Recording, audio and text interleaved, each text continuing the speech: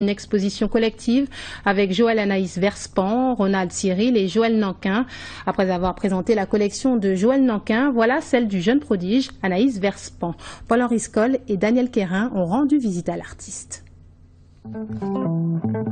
Depuis sa première exposition en 2010, qu'elle avait intitulée Bigidi Placata, Anaïs Verspan laisse entrevoir dans ce gré de sel collectif son évolution acquise à travers ses œuvres dans son parcours artistique.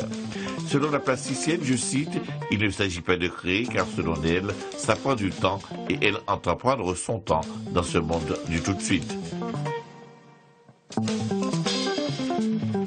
Ma performance, je veux dire, picturale, c'est d'exprimer en fait cette éloquence guadeloupéenne. Donc je m'inspire beaucoup de ma culture, de la musique, du Bourouka, du Massa Saint-Jean. Donc il y a toujours cette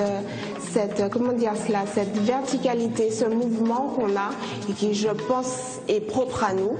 C'est une manière, non linéaire. Je trouve qu'on est toujours dans un bigidi, mais voilà, ma première exposition, elle s'intitulait Bigidi Placata.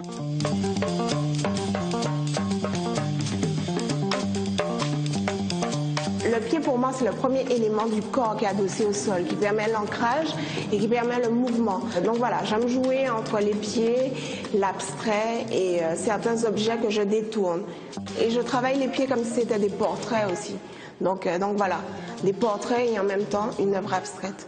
Donc c'est totalement logique. Pour Anaïs, peindre se fait dans un autre espace-temps que celui du quotidien, entre la conceptualisation d'un projet à la création via la maturité puis l'expérience dans l'acte d'être un artiste plus exactement.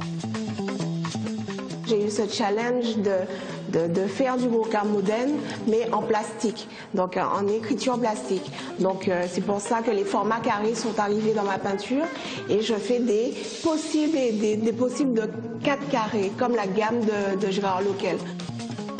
De magnifiques œuvres abstraites avec un zeste de figuratif à voir dans le cadre de l'exposition collective Green Cell à la galerie Joël Nankin à la Serre-Mornado. Avant de refermer ce journal.